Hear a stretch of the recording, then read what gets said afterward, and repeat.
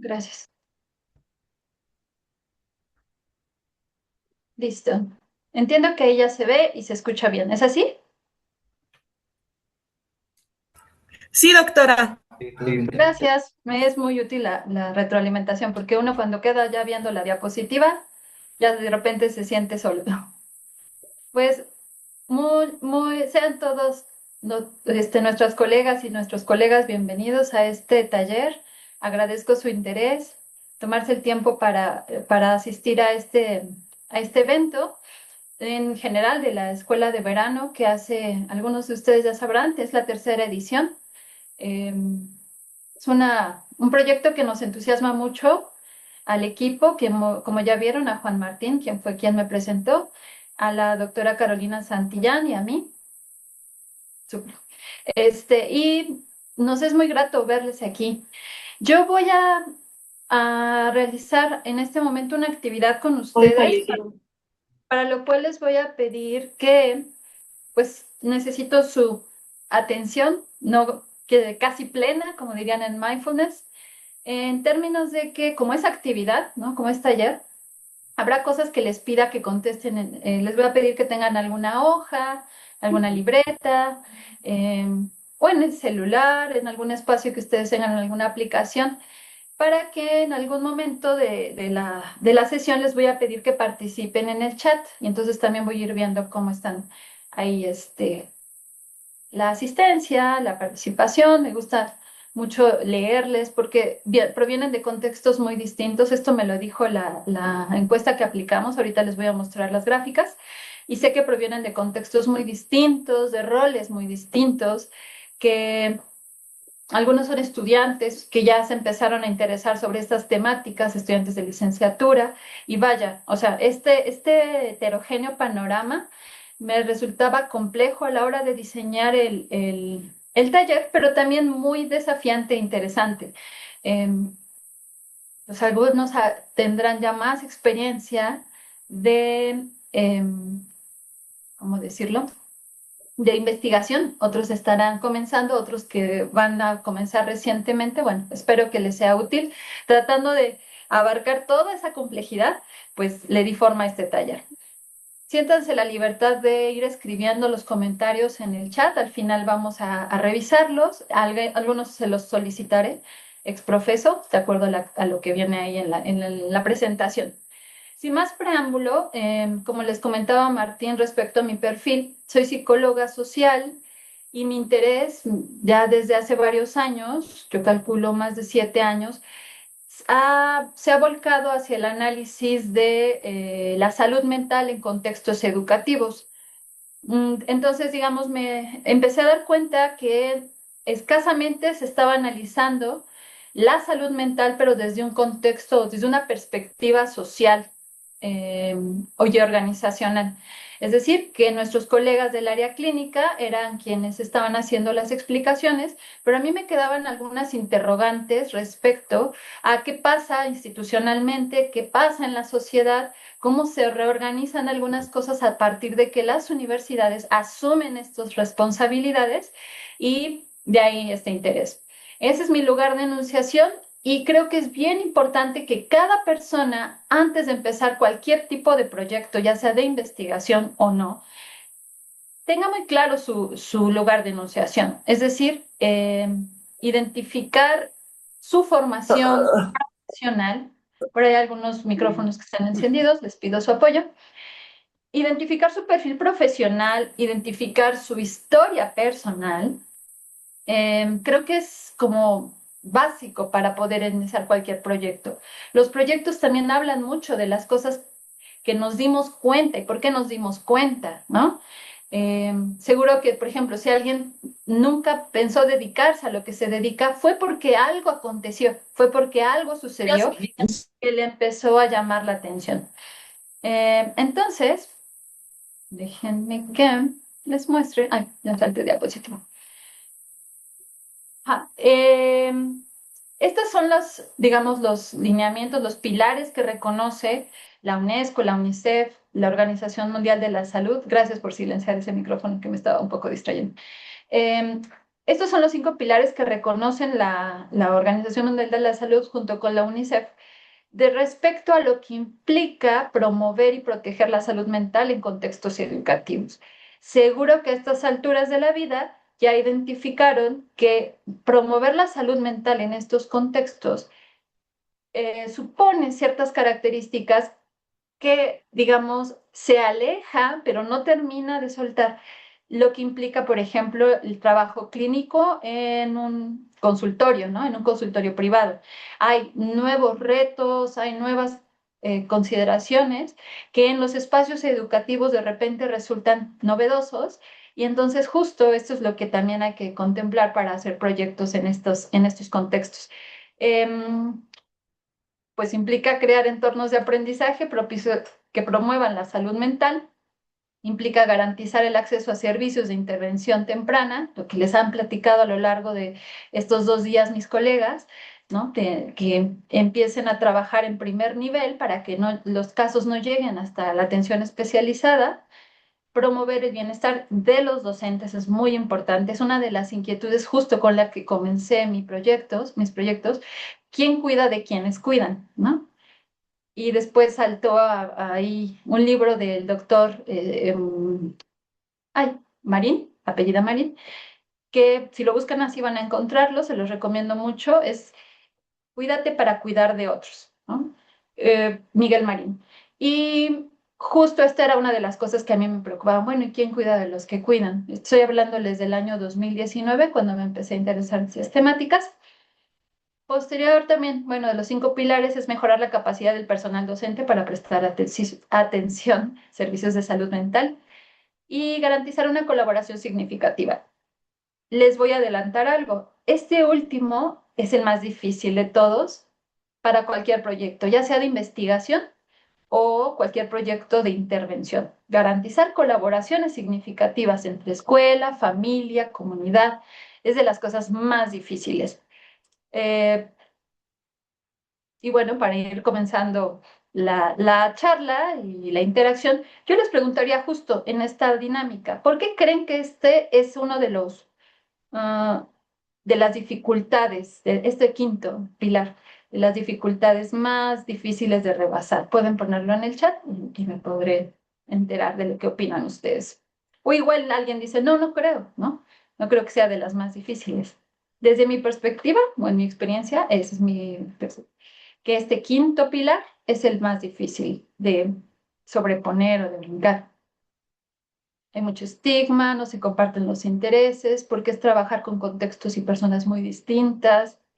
Nuevamente sale el estigma y el prejuicio hacia la salud mental, gracias a los que han estado participando, por la cultura, las funciones que cada escenario tiene, falta de interés, muchos no le dan debida importancia, falta de seguimiento a las políticas. Desde mi perspectiva es complicado porque los entornos tan distintos, las familias son un factor de riesgo a veces más que de protección,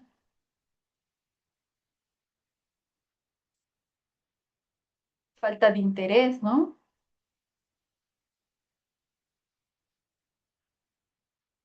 Falta de voluntad, diversas actividades laborales de la familia y los tiempos. Qué interesante, está saliendo mucho la palabra tiempos. Por ejemplo, la colaboración entre padres, familia e instituciones a lo largo por completo.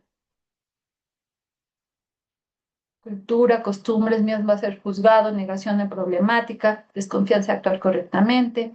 Si se dan cuenta, tiene que ver mucho con las voluntades, desconocimiento del tema, no saber trabajar en equipo. Uy, esa es ruda.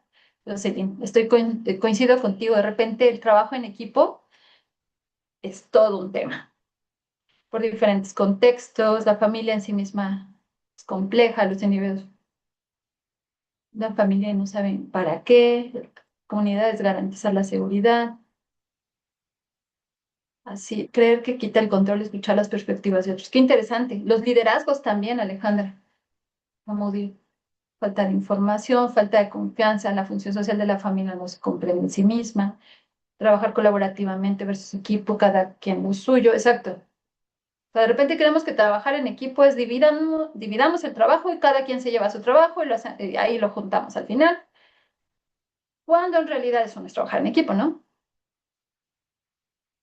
Problemas con la adolescencia. No tiende a normalizar el sufrimiento. Qué buen punto, Sandra. Normalizar el sufrimiento. Transparentes que mira sustentas más. Así es. Entonces, si se dan cuenta, mucho tiene que ver con la desarticulación entre los distintos sistemas en los que participamos. Y digamos, a veces la rotación de personal en una institución educativa y de repente la permanencia del estudiante solo que está 3 años en una secundaria, a veces ni los 3 años en la secundaria ya cambia de escuela y a veces un montón de veces durante la secundaria. Todos esos movimientos impiden que podamos consolidar redes de colaboración reales y con ello que nuestros planteamientos, ya sea para intervención o de investigación, cuesten tanto. No sé si se acuerdan de la ponencia de la mañana de ayer. Nuestra colega, la doctora, ahorita me acuerdo de su apellido, para mí es una recién conocida, que nos describía las dificultades que tuvieron para llevar a cabo una encuesta y luego intervenciones en secundaria. ¿Se acuerdan del nombre de la ponente? Les decía que para mí también ella es nueva. La doctora Wendy. Es que la doctora Wendy trabaja en tutoría. Ella fue la primera ponencia, la segunda ponencia, Mayra. La doctora Wendy trabaja en tutoría de la UNAM. A ella sí la conozco muy bien. Gracias, Samantha. La doctora Rosario Valdés Santiago. Ajá, Paulina, no, Paulina fue en la mañana de hoy. Gracias también. A quienes pusieron el nombre de Rosario Valdés. La doctora Rosario Valdés nos describía la dificultad que implicó aplicarla en ASUP, que es una encuesta nacional, y ahí les mostraba una foto de todo el equipo que tiene y al que capacita para tomarla en ASUP. Y luego hicieron unas intervenciones con distintos enfoques teóricos, DBT, y ahorita a ver si me acuerdo de los otros, para identificar cómo funcionaban para la prevención del suicidio en secundarias. Tenían como 5 estados de la República, un estado se echó hacia atrás y no había manera de trabajar ya con ellos. Eso es a manera de ejemplo de lo difícil que es coordinar esfuerzos, de lo difícil que es convencer a las personas de que nuestro trabajo vale la pena. A veces ni siquiera que, como les estamos pidiendo tanto dinero, ¿no? Les estamos pidiendo atención. Yo creo que de las cosas más valiosas y poco y desestimadas, a veces es la atención, justo, ¿no? O sea, pues, porque esa no hay manera de recuperarla. Si te pierdes un poco de dinero ya, pero tu tiempo y tu atención es lo más valioso. Yo por eso les empezaba justo hace rato dándoles las gracias por estar aquí, para compartir sus intereses y co-crear este taller. Yo no doy el taller, lo creamos. Me permito un par de comentarios previos. Estamos arrancando en torno a la promoción del bienestar. Es un tema complejo, la promoción del bienestar psicosocial. Ya vimos algunas dificultades entre estos 5 pilares, ahí están, y les ponía el QR para quien le interese después buscar ese documento. Es muy interesante, muy breve y muy interesante de lo que pone ahí la UNICEF y la Organización Mundial de la Salud. Fundamentalmente va a dirigir a las palabras resaltadas, que los planes de trabajo institucionales le concedan importancia a estas temáticas, creemos redes de colaboración, súper importante, y que integremos diversos sistemas. Usted justo parecía que habían traducido estos 3 puntos en sus comentarios que acaban de poner en el Zoom.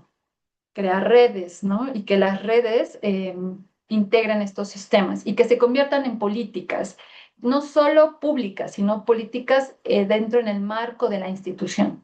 Y entiéndase por política no este tema de partidos políticos, políticas de quién tiene el poder. Y esto en sí mismo es sumamente interesante. ¿Hay alguien de psicología social aquí o de sociología o antropología? Dígame, ahí pónganlo en el chat. El tema de política en sí mismo es muy interesante porque implica tener la capacidad de que las cosas acontezcan. Ese es el poder. Sí, súper. Flavio, un gusto. Eh, y justo el poder dentro de las instituciones se ha modificado también a partir de la expresión de sintomatologías. Es decir, ahora hay estudiantes que solicitan los servicios, que piden que se abran los servicios. Hay instituciones que antes de que aconteciera la pandemia ya habían hecho comunicados en redes sociales de que en su institución no tenían ningún servicio y que estaban aconteciendo cosas bastante graves y que solicitaron a través de cartas a sus directivos, a sus autoridades, que abrieran centros de salud mental. En algunos casos abrieron al interior de la institución, en otros casos lo hicieron a manera de outsourcing. Pero a eso me refiero con tener justo el poder, ¿no? Hacer que las cosas acontezcan. Entonces se han modificado las relaciones poder también en torno a este tema de salud mental. Este es el objetivo que les propongo.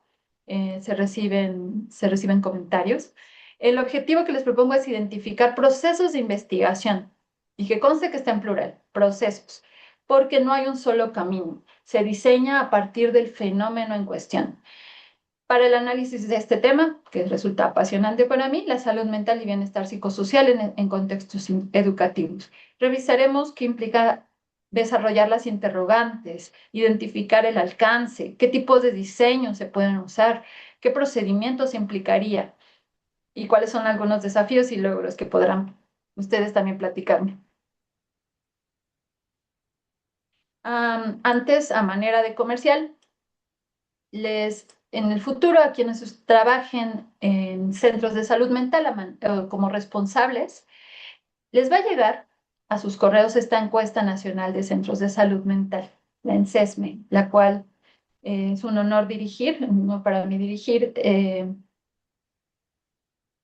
Bienvenida nuevamente, Lorelei. Esta encuesta aún no se distribuye, va a ser distribuida en próximos meses, porque está en la última fase de revisión del Comité de Ética de la UNAM. Entonces, bueno, todavía no la distribuimos, es hasta próximos meses, pero vaya, quería adelantarles que ya va a empezar la aplicación 2026, calculo por ahí de finales de agosto, quizás principios de septiembre. Esta tiene su antecedente, esta encuesta que se llamó Encesmo y ya está publicada en este QR, pueden ingresar a a la revista, al artículo. En esa ocasión solo recuperamos la opinión, el trabajo de centros de salud mental en espacios universitarios, en la Encesme, del Encesmo, en esta. Esta nueva, en la del 2026, ya vamos a recuperar, como lo pueden leer aquí, lo que implica la experiencia de quienes están brindando los servicios tanto en instituciones de educación superior como media superior, ¿sí? Después, ahí pongo mi correo en el futuro para que si les surge alguna duda o incluso quieran colaborar, adelante. ¿Quiénes estamos hoy y cómo desarrollar este taller para que tenga sentido algunas cosas que les voy a presentar? Estos son los perfiles profesionales que declararon las personas que llenaron los formularios. Recibimos hasta hace rato 679 respuestas de las personas que están registradas en la escuela de verano, de los cuales ustedes podrán ver ahí las proporciones y fundamentalmente tenemos docentes e investigadores, ¿sí? Y profesionistas independientes, es decir, personas que trabajan en su consultorio y que pueden llegar a recibir, por ejemplo, estudiantes derivados de alguna institución educativa. Y también tenemos muchos estudiantes que están en verde. ¿Quiénes más asisten a la escuela de verano? Las entidades federativas que más están presentes en nuestra escuela de verano es siempre Ciudad de México y Estado de México. En esta ocasión, Jalisco le ganó a Puebla. Entonces, hay saludos a Jalisco. Bueno, esto es muy interesante además, pues porque ustedes lo saben, hay ciudades que tienen una alta concentración de poblaciones foráneas porque son atraídos por los clústeres educativos, es decir, conglomerados de universidades, tanto públicas como privadas, que se vuelven atractivas en términos de la oferta. Es el caso, saludos a Chetumal. Es el caso de Ciudad de México, Estado de México y Puebla. Son los tres clústeres a nivel nacional por número de instituciones educativas. Luego nos contestaron si trabajan en centros o programas de salud mental en instituciones educativas y bueno, el 60% prácticamente contestó que sí trabajan en estos centros. Varios son los perfiles, pueden ser justo estudiantes que están haciendo sus prácticas dentro del centro, pueden ser el responsable del centro, hay voluntariado también. Entonces, bueno, este 60% concentra muchos perfiles que en sí mismo vamos a revisar. En los grados académicos también era muy importante identificar qué grados académicos tienen las personas que asisten a la escuela de verano. Predominantemente las personas tienen maestría, luego licenciatura y luego doctorado. Este es el nivel educativo de los que estudian, es decir, quienes señalaron que son estudiantes, el 92%, casi 93%, pertenece a los estudios de licenciatura.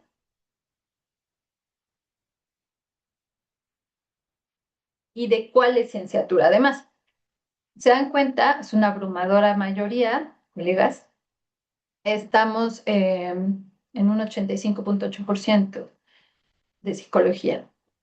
Sean bienvenidas las otras carreras también. Bien, y aquí ya de lleno el taller.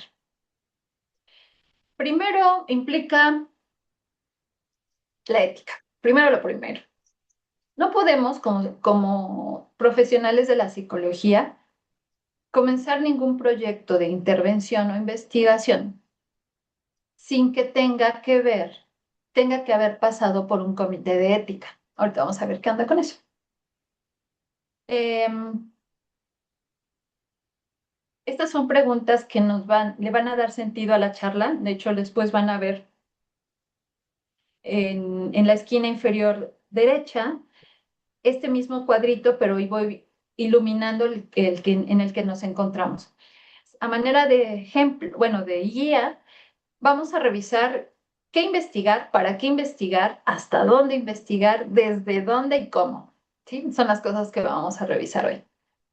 Siéntanse la libertad de sacar impresiones de pantalla, fotos. De todas formas, después van a estar disponibles las grabaciones. Ah, ya me acordé. Déjenme que regrese.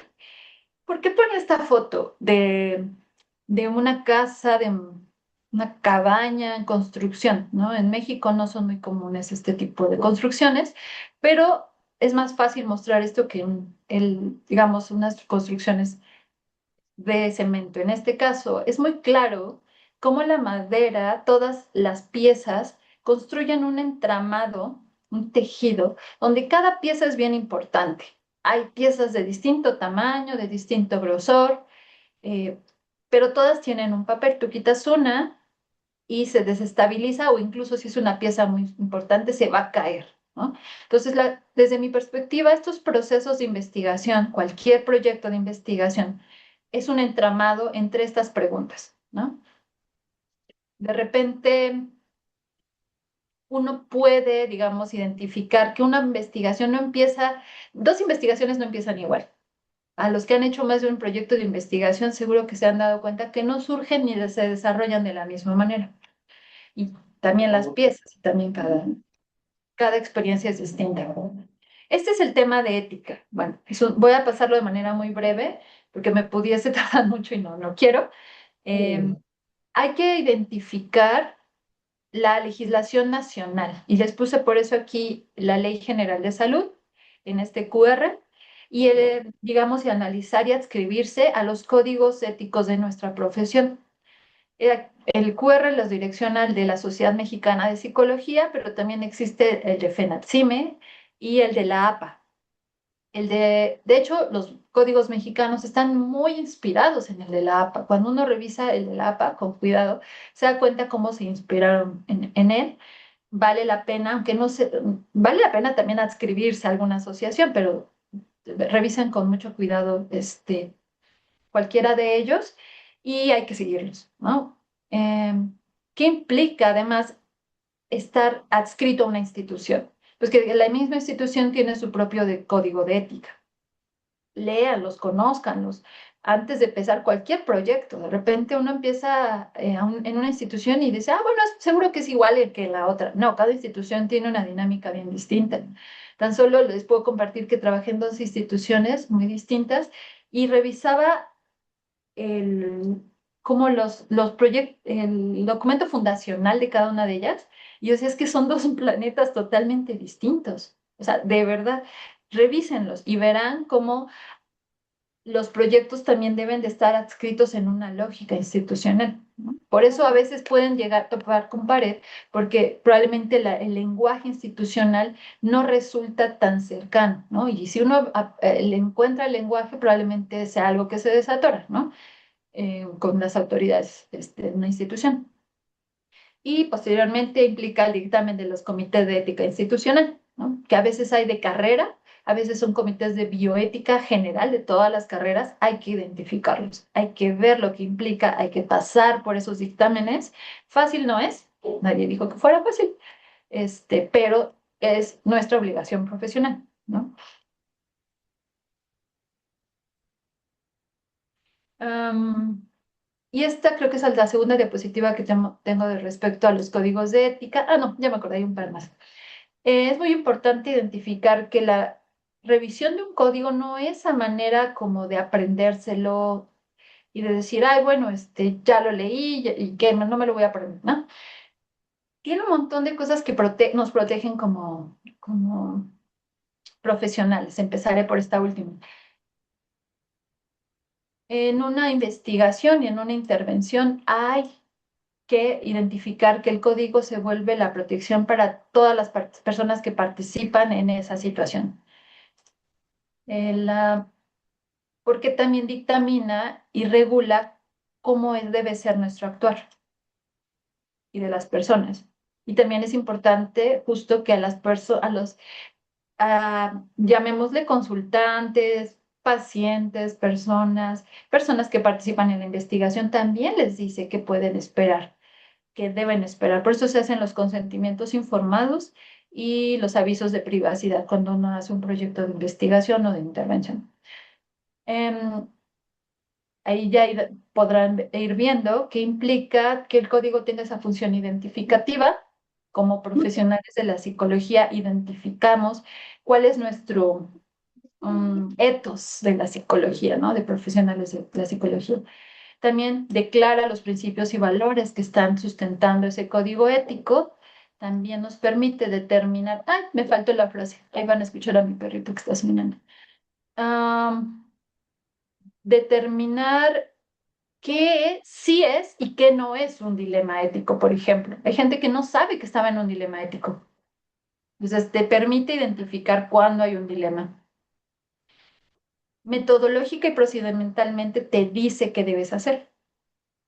Y también tiene la parte que generalmente las personas piensan siempre en esta última parte, que es la coercitiva. ¿Qué se debe hacer en caso de que haya una falta, ¿no? De que no se sigan las cosas. Pero imaginen en una investigación cuando alguien revela datos que no debían ser revelados, ¿no? O sea, que eran parte de la confidencialidad. ¿Qué se debe hacer?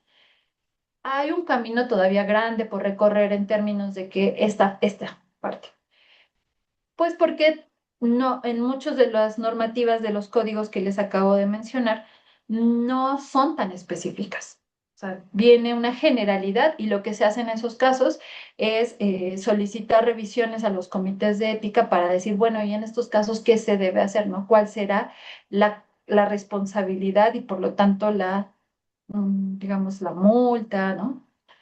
Em, sí, eso es algo que falta. Acabo de darme cuenta que no sé borrar. Ah, creo que sí. Bueno, después, estas son las normativas, por ejemplo, que vienen en el Código de Ética de la Sociedad Mexicana de Psicología. Son 15 en las que se distribuyen todos los artículos, si mal no recuerdo, alrededor de 190 artículos. Y eh, yo diría, cuando uno hace un proyecto de investigación, todas están implicadas. Uno pensaría, ay, me voy al 4, al capítulo 4 y ya, nada más reviso esas. No, en realidad todas están implicadas. Eh, por ejemplo, este tema de relación dual o múltiple. ¿A alguien se le ocurre, para participar ahí en el chat, cómo pudiese estar implicado la normativa número 8 en un proyecto de investigación? Es decir, ¿cómo pudiese comprometerse este, esta normativa en un proyecto de investigación?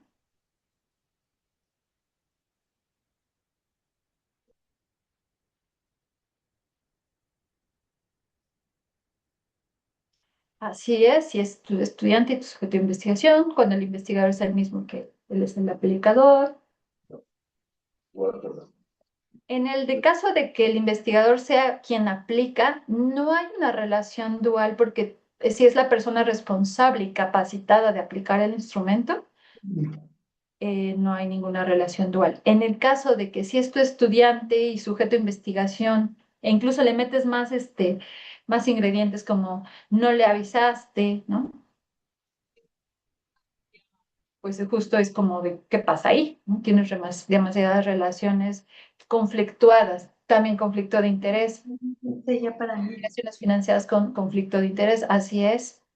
Y el tema es justo ese, y ¿se acuerdan que decíamos hace rato de la función discriminativa? Es discriminar que hay un conflicto de interés y cuando la persona no puede implicarse, por ejemplo. Con personas a veces no se definen los roles, así es.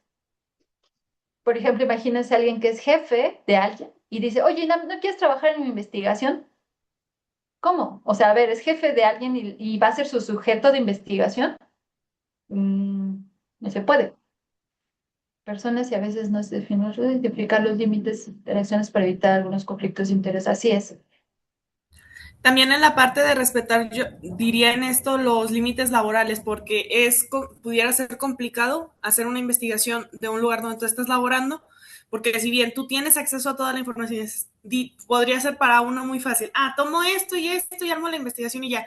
No, hay un protocolo que seguir, que de hecho podríamos decir es la confidencialidad de los resultados, la comunicación de estos mismos y Ujú, también que si las personas de la investigación ya no quieren participar, tienen todo el derecho a retirar el consentimiento, que es algo también que evalúa el comité de ética.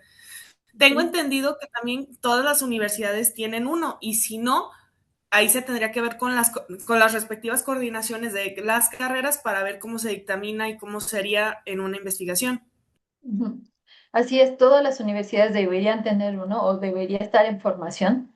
Debería estar adscrito a comité de Conbioética, que es una asociación nacional, porque habrá proyectos donde solo implique, por ejemplo, y aún así tiene que pasar comité, una encuesta, ¿no?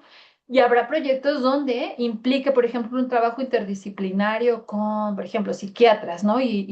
El tema de, por ejemplo, está consumiendo algún medicamento. Pues entonces también hay temas de bioética, ¿no? Entonces, sí o sí deben de pasar los proyectos por comités de ética. Em, bueno, antes Doctora, de pasar, ¿escucho?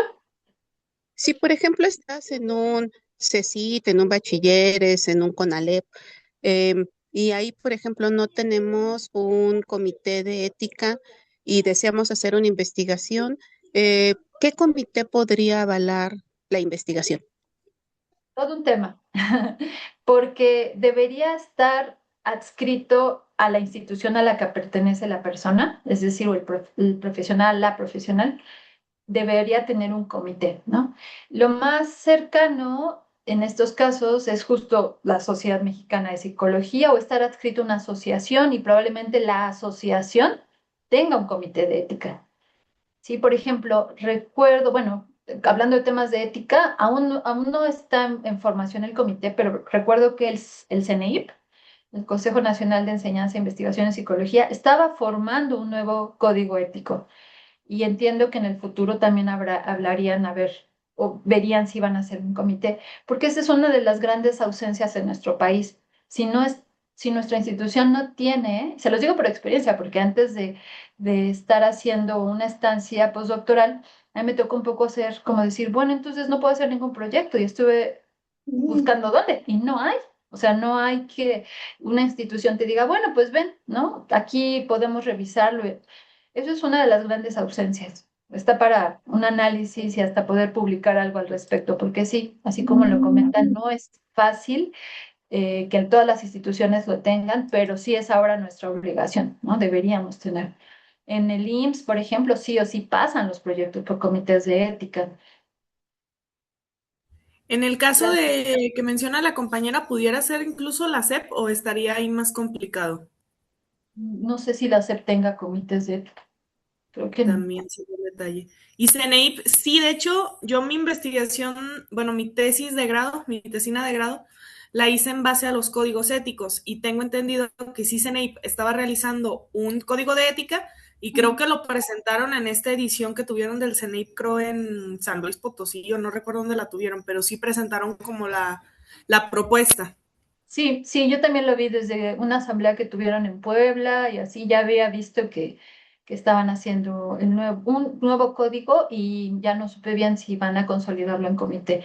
Pero esa es, digamos, una de las grandes interrogantes. Yo diría, lo principal ahora sería como, a ver, voy a proponer un proyecto pauso, me aseguro que institucionalmente, por ejemplo, haya códigos de conducta y cómo se debe hacer estas cosas, no empezarlos desconociendo eso. Y de todas maneras tendrían que asegurarse que sus autoridades les dan como la, el aval de que se hagan los proyectos, ¿sí? O sea, y pasar por, en la medida de lo posible, por códigos. Incluso yo fui un poco tocando puertas en distintas instituciones, en distintas universidades, a ver cuáles, ¿no? Cuáles estaban dispuestas a darle el visto bueno, ¿no?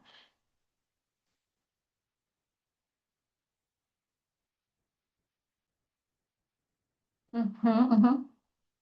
Al- a, a la Ajá, a la labor, a la reflexión, y estoy muy de acuerdo contigo, Flavio, la reflexión sobre ética no se lleva a cabo con el código, se lleva a cabo en otros espacios. Tendríamos justo que hacer espacios donde pensemos las implicaciones éticas, por ejemplo, de la labor clínica o de la labor de la psicología social o de los alcances o de las implicaciones éticas que va a tener un proyecto, ¿no? Esas reflexiones, incluso filosóficas y prácticas, deben llevarse en otro espacio. Lo otro es así, bien lo dices, deberían de hecho llamarse códigos deontológicos, ¿no? Que regulan la conducta.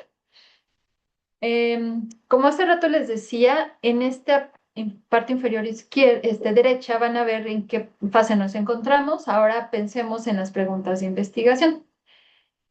Hay una gran diferencia entre tener un tema y un problema. ¿Cuál sería la diferencia? Y ahí les quiero leer. ¿Cuál sería la diferencia entre tener un tema y tener un problema de investigación?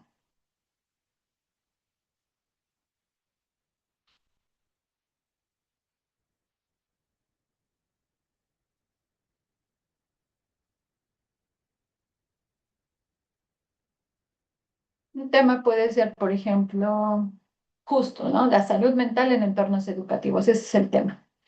Pero el problema es un tema interesante, problema dificultad. Un tema es lo que sabe de algo, un problema sería la operacionalización de algo en lo que se puede incidir. Un tema de interés para el investigador, un problema es una necesidad de resolver. Justo Caro ha dado en el punto. El problema, cuando tienes un problema, es que lo has conceptualizado en términos de que quieres resolverlo. Hay un interrogante. Están comentando en el chat, el tema es un punto de partida para realizar un proyecto, el problema ya es un específico que te interesa resolver bien, Cintia. El problema implicaría tener identificadas las consecuencias, lo que afecta, en qué afecta el tema que elegí. El problema viene de un filtro epistemológico y tiene la posibilidad de producir un conocimiento. El tema ayuda a comenzar con algo. Así es, Flavio. Ahorita de hecho, vamos a revisar aspectos epistemológicos, porque para plantear y delimitar un problema hay una gran carga epistemológica que de repente yo creo que no le hemos concedido mucha importancia. Ahorita vamos para allá. El problema es una pregunta a resolver exactamente, Mónica. Beatriz dice, pues ser solo un asunto de definición de los términos. El tema es un asunto general sobre el cual quiero investigar. Un problema de investigación es la pregunta o vacío específico. Muy bien, Brenda. El problema es una necesidad social. El tema es algo que le gusta a los investigadores o están de moda. Pues se ponen de moda. Si algunos temas se ponen de moda, dejan de estar de moda, pero el problema es algo que quieres resolver, ¿no? Generalmente el problema es la interrogante. No sabes por qué pasa algo, no sabes cuándo pasa algo y resulta que necesitas resolver eso. La problematización, exacto, ese es el proceso, Felipe. La diferencia consiste en que el tema no necesariamente debe ser un problema social, responsabilidad social. Como bien has estado escribiendo, la diferencia sustancial es que el tema define una, digamos, justo una circunstancia, un contexto, pero el problema es realmente la interrogante. ¿Qué quieres saber? ¿Sí? Justo el puente es la pregunta de investigación. Muchas cosas pasan entre tener un tema y un problema. Hay estudiantes que llegan, he dado clases de seminario de tesis desde hace un rato ya, bueno, 2011 en específico, y llegan con el tema, pero les cuesta mucho trabajo pasar al problema.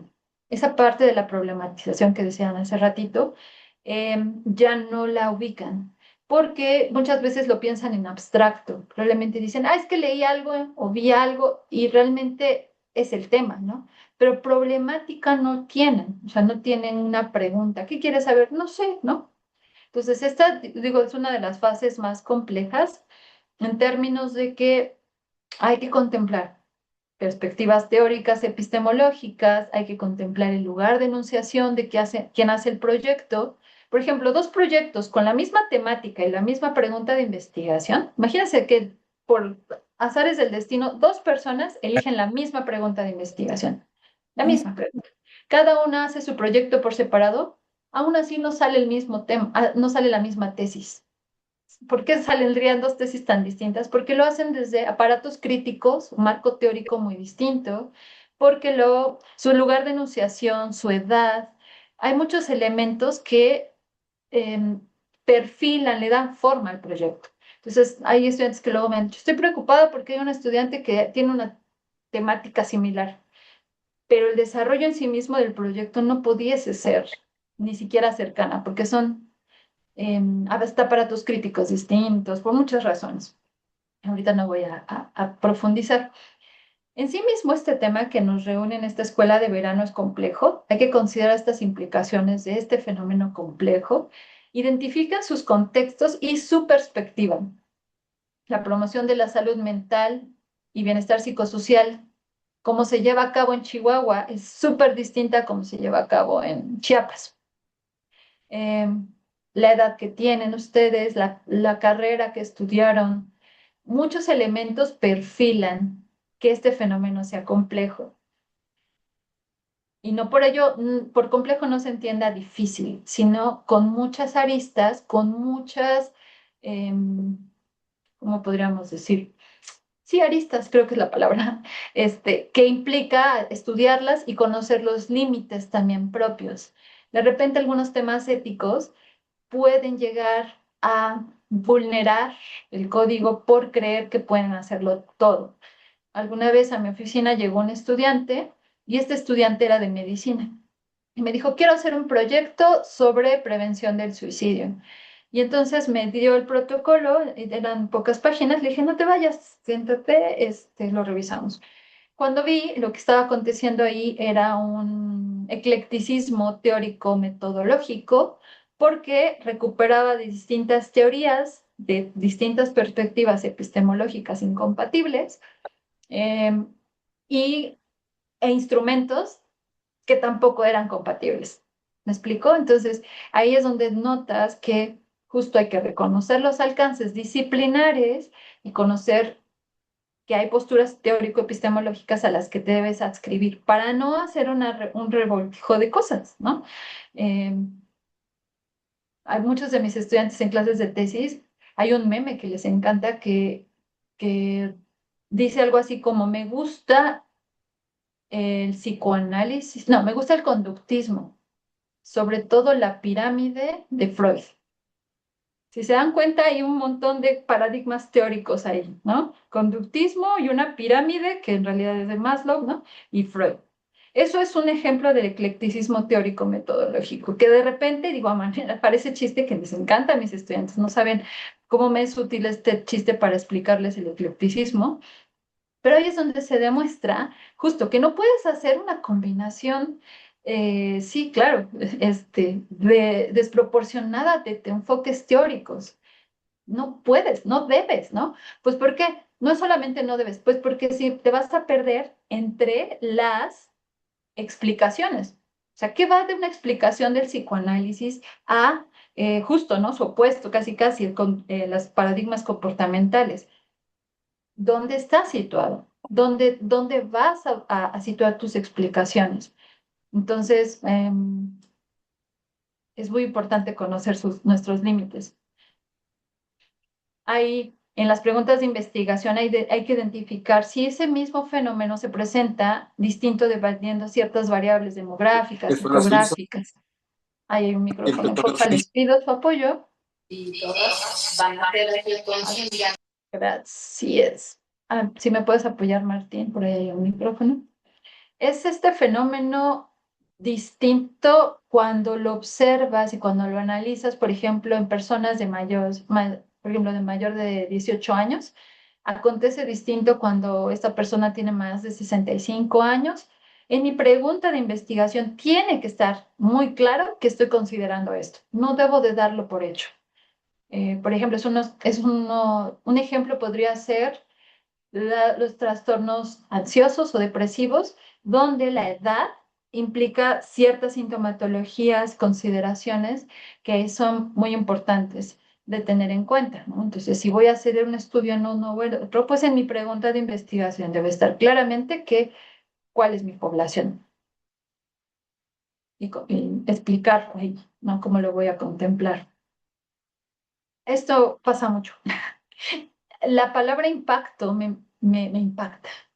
La palabra impacto e influencia la encuentro muchísimas veces en las preguntas de investigación y de repente son palabras taquilleras, pero que no, pero que requieren más precisiones, ¿no?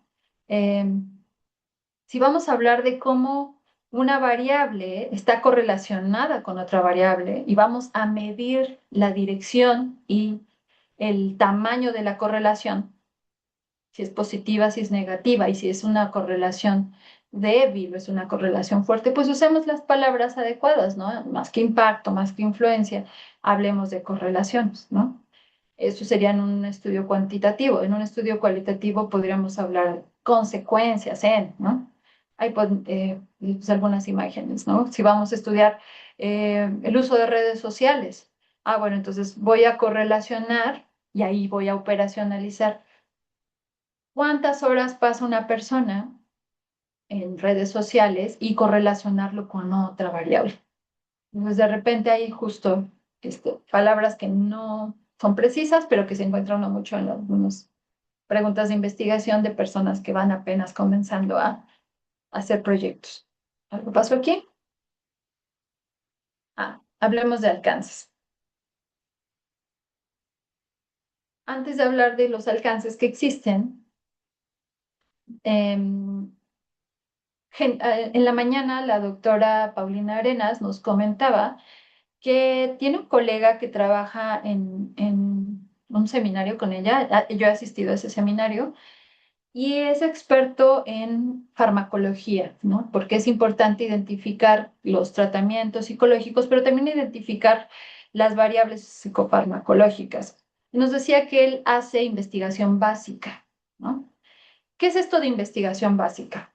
Es fundamentalmente desarrollar conocimiento académico que le permita a la investigación aplicada realizar intervenciones y mejoras y cambios.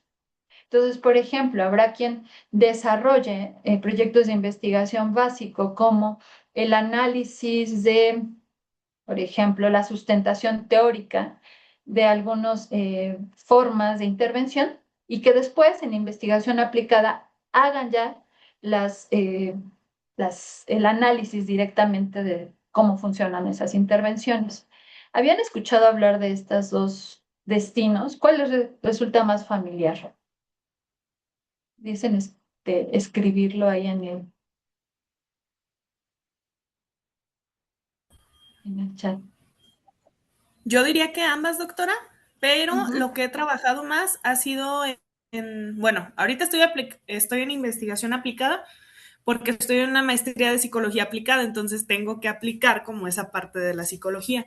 Así es. Pero cuando me titulé, hice lo de investigación básica porque hice la comparativa de los códigos éticos del psicólogo en 3 países, Mire, justo, entonces justo. estoy como en ambas directrices.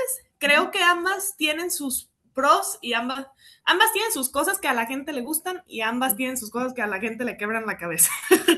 Porque Sí, sí complican un poquito. Entonces, pues es como esta parte que sí nos lleva mucho como en eso de con cuál encontramos más familiaridad. Pero así creo que es. es como lo vamos practicando también en la marcha. Sí, sí, sí. Muchas gracias por tu compartir tu ejemplo. Justo hiciste investigación básica cuando analizaste los códigos y ahí no hubo nada, ¿no? De aplicar nada, no. O sea, analizaste los códigos y después hiciste investigación aplicada. Generalmente, cuando se estudian maestrías profesionalizantes, se hace investigación aplicada, ¿no? Porque te enseñan a hacer cosas y tienes que evaluar cómo hiciste eso, ¿no? Cuando se hace supervisión, cuando te modelan habilidades, todo eso es investigación aplicada.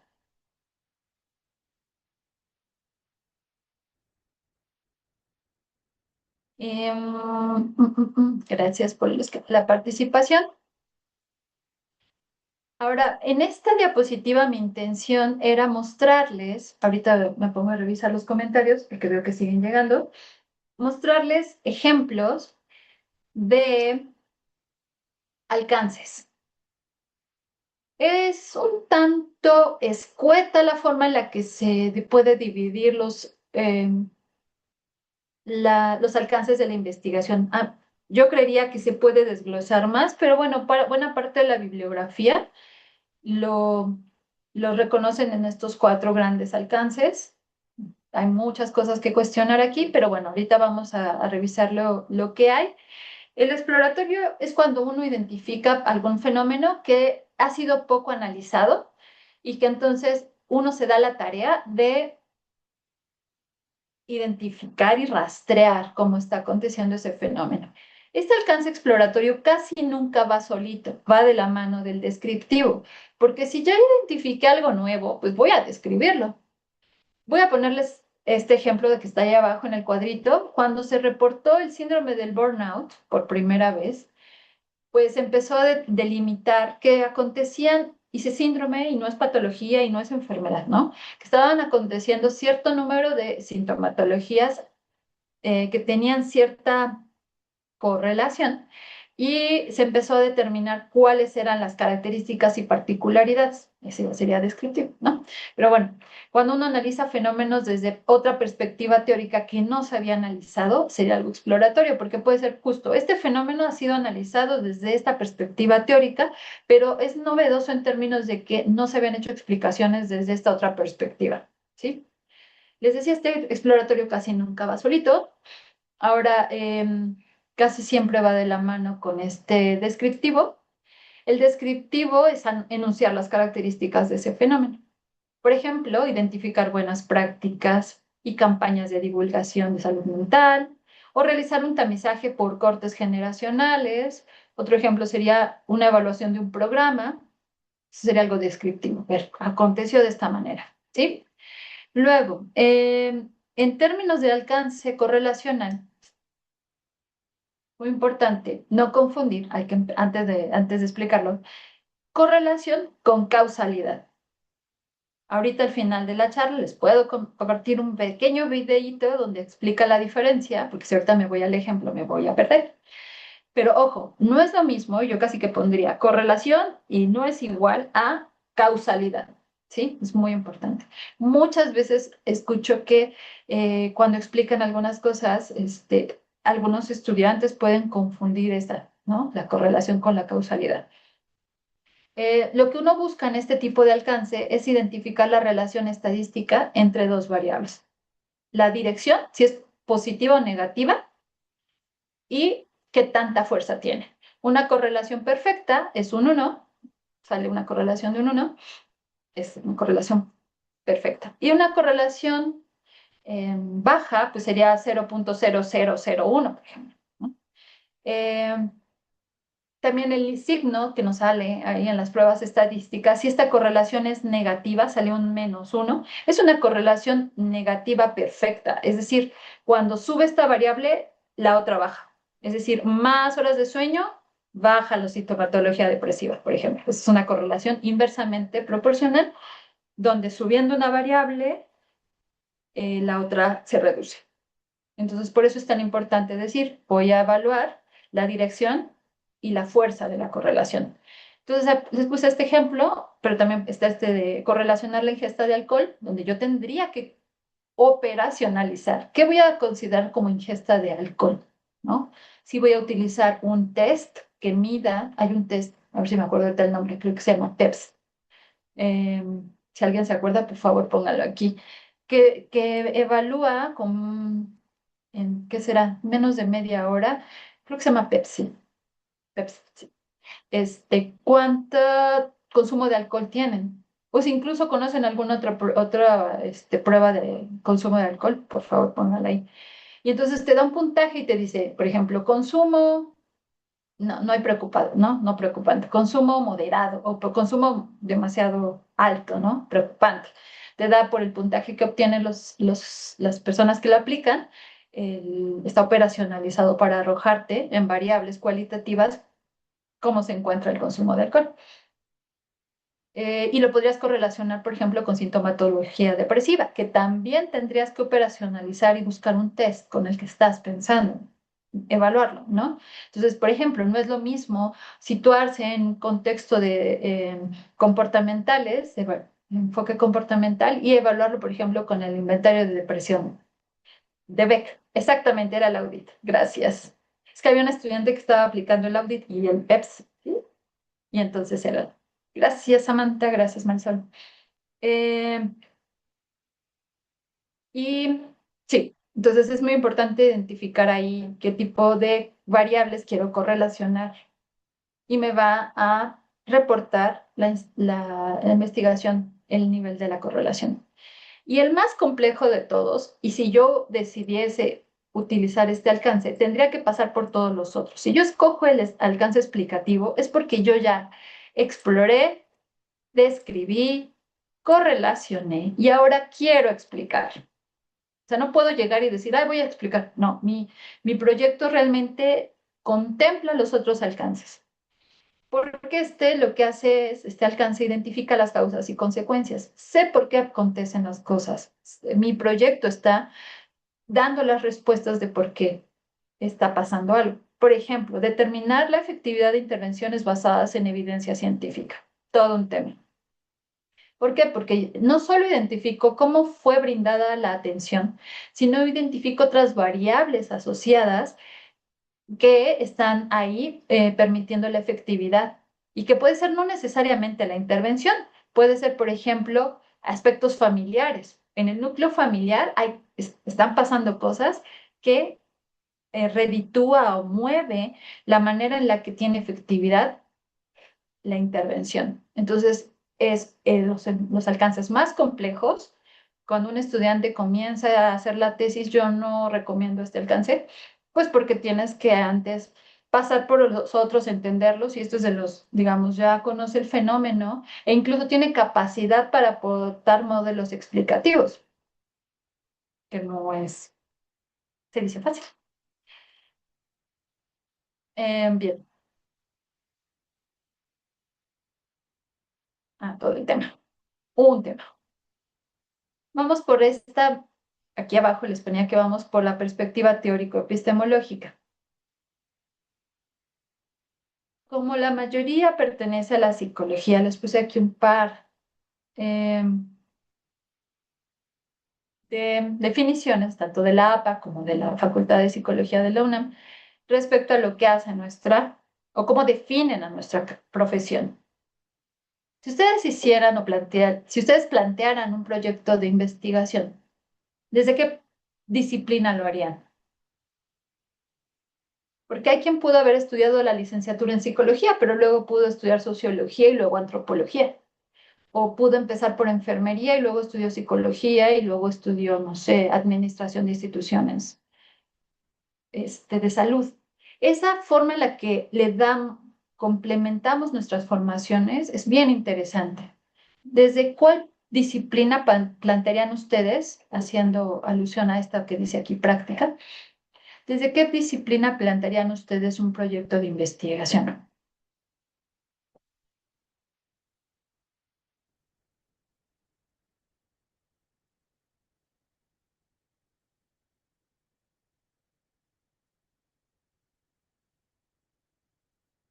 ¿Sería psicología, clínica, neurociencias, orientación educativa, psicología social comunitaria? Interesante.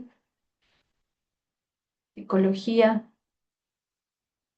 Ujú. Y de los que dicen psicología, ¿cuál de las áreas sería de la psicología? Algunos sí están poniendo clínica, por ejemplo, otros están poniendo social, neuro. Ujú.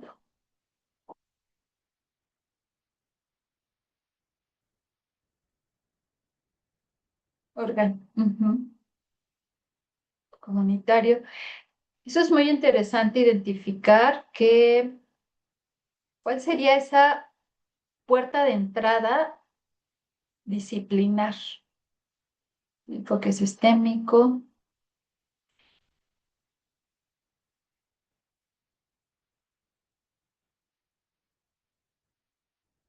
Porque el aparato crítico justo tiene que mostrar que están adscritos a un nivel de análisis o que están contemplando varios niveles de análisis. Vamos a esta diapo que me gusta bastante. Esta diapo la desarrollé con la intención de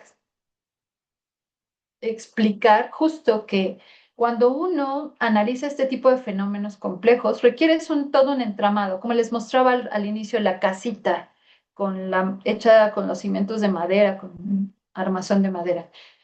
Este entramado, niveles de análisis, ustedes pueden ingresar por alguna de estas disciplinas y pueden decidir que su proyecto se adscriba solamente a ese nivel de análisis o pueden decidir que este proyecto tenga interdisciplinaridad y la forma en la que van a tejer con otras áreas de análisis, otros niveles de análisis. Esa es una decisión de cada responsable del proyecto. ¿A qué voy?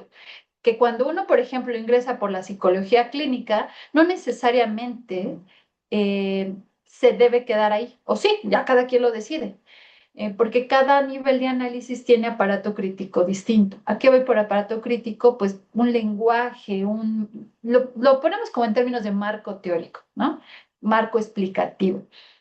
Eh, y esto implica, déjenme saltar la diapo, que ustedes puedan escribirlo en su hoja. ¿Pudieran escribir un ejemplo de objeto de estudio de al menos dos niveles de análisis? Es decir, por ejemplo, ¿qué estudia la neuropsicología? Incluso si alguien lo quiere ya compartir en el chat, adelante. ¿Qué estudia la neuropsicología?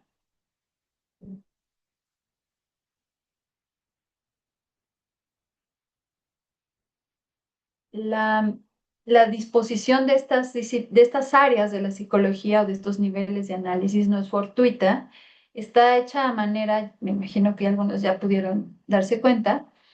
La neuropsicología es esa área de la psicología que analiza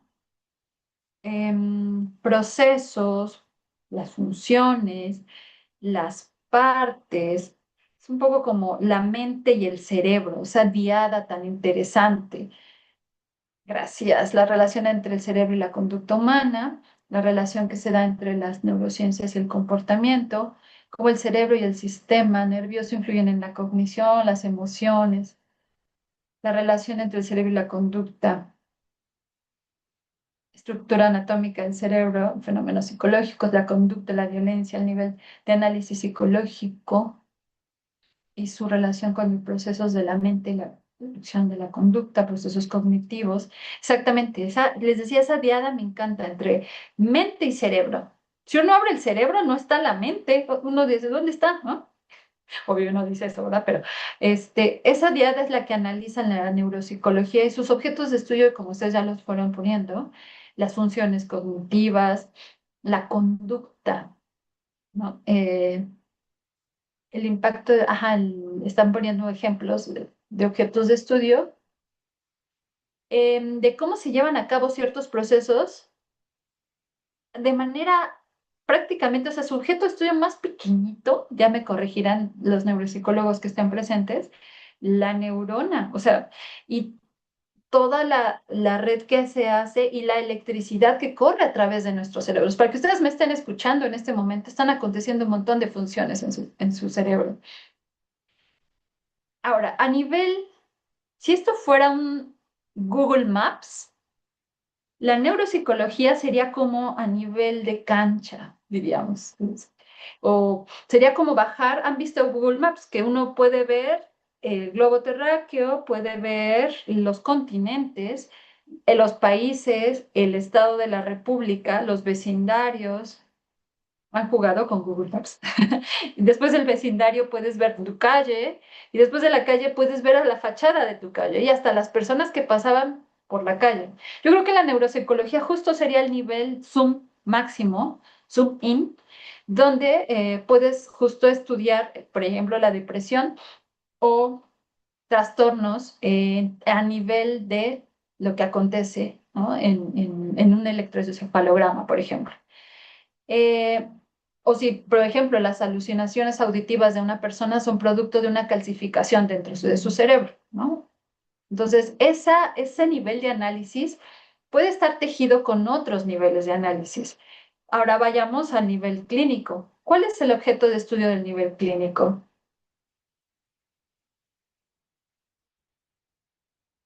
Qué interesante, sí.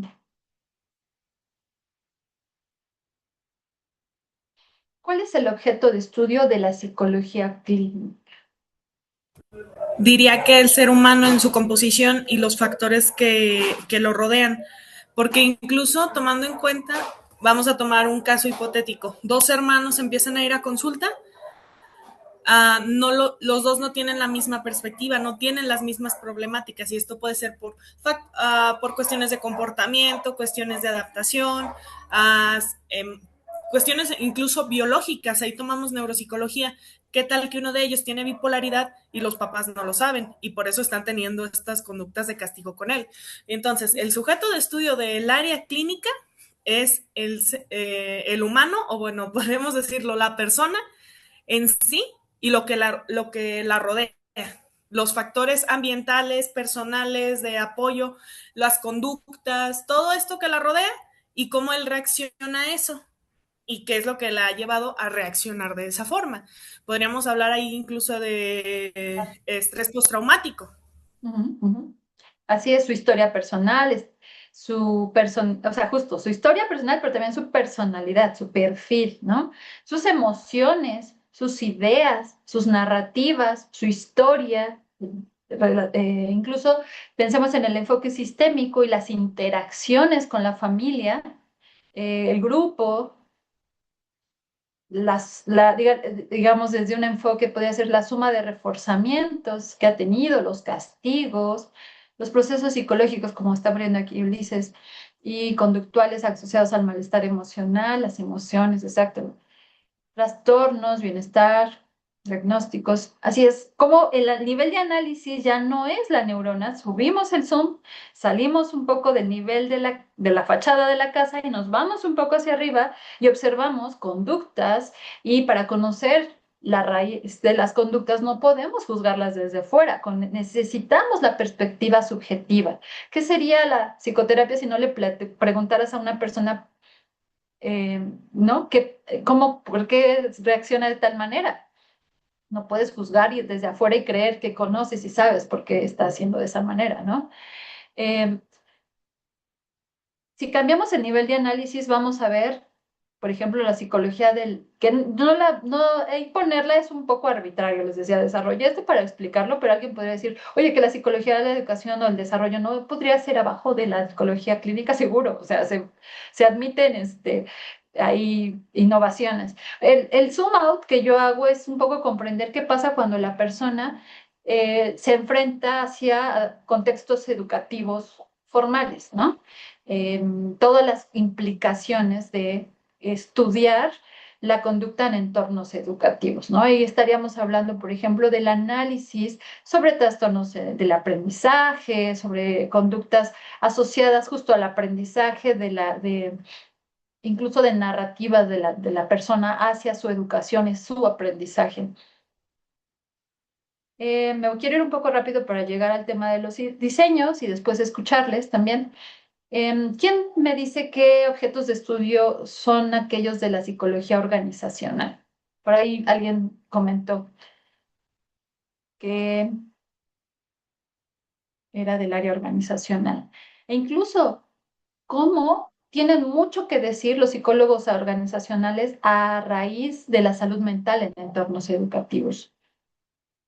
El burnout, por ejemplo, al que se enfrentan el personal que brinda los servicios, Alejandra. Exacto. El burnout que implica también trauma vicario, angustia por compasión. Estudia esquemas cognitivos, cómo modificarlos para ser flexibles y mejorar la salud mental. Me imagino que tiene que ver con el área clínica. Empresas, sus elementos, clima, cultura, valores, así es, agrario.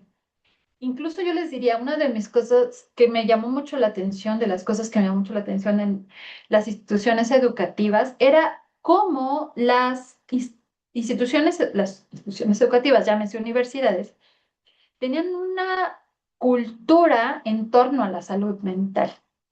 Puede ser favorable y decían, sí, te vamos a abrir un espacio para que recibas salud mental o totalmente invalidante, ¿no?